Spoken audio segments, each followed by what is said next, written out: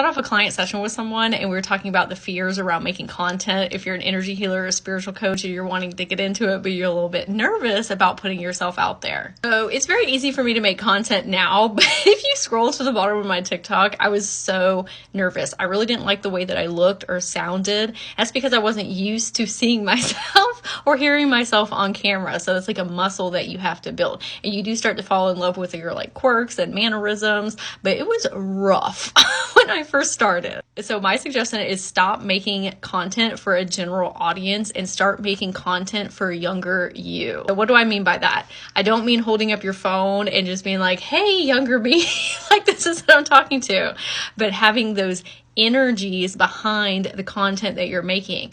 What piece of advice or knowledge or wisdom or consciousness expansion do you wish that you would have had earlier in your journey? Because it's very easy to talk to self, okay? It takes all the pressure and expectations off of needing to be the teacher, the guru, the guide, worrying if you're leading people in the right place, the right direction. You're literally talking to yourself. And obviously the tools and resources that you have helped yourself to get you to where you're at right now.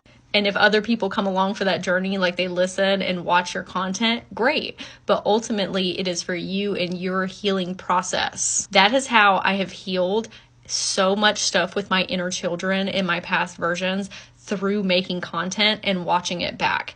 And when you watch it back, it's going to be cringy, okay? Because you got to get used to the way you look and you sound, but it took so much pressure off when it was just me to me. And I watch all of my content back, workshops, lives, short form videos, because all of my inner children and past versions are always listening to the information that I am sending back to them and all the love. You don't need to be the super expert in your field, okay? You are the expert to people who are a couple steps back from you, younger versions of you in consciousness. And so when you are talking to yourself in the camera, giving yourself advice and wisdom, you're naturally going to pull in clients that are on a similar wavelength and journey. And it's very easy to speak to them because you're like, here are all the tools and resources that I use to get to where I am at. That type of content resonates very deeply in people's souls because they're like, this person gets it. They understand me. And these are all things we're going to be talking about in my group for spiritual entrepreneurs, Boss Babes Inspire. And if you go to my profile and click, we are starting June 27th.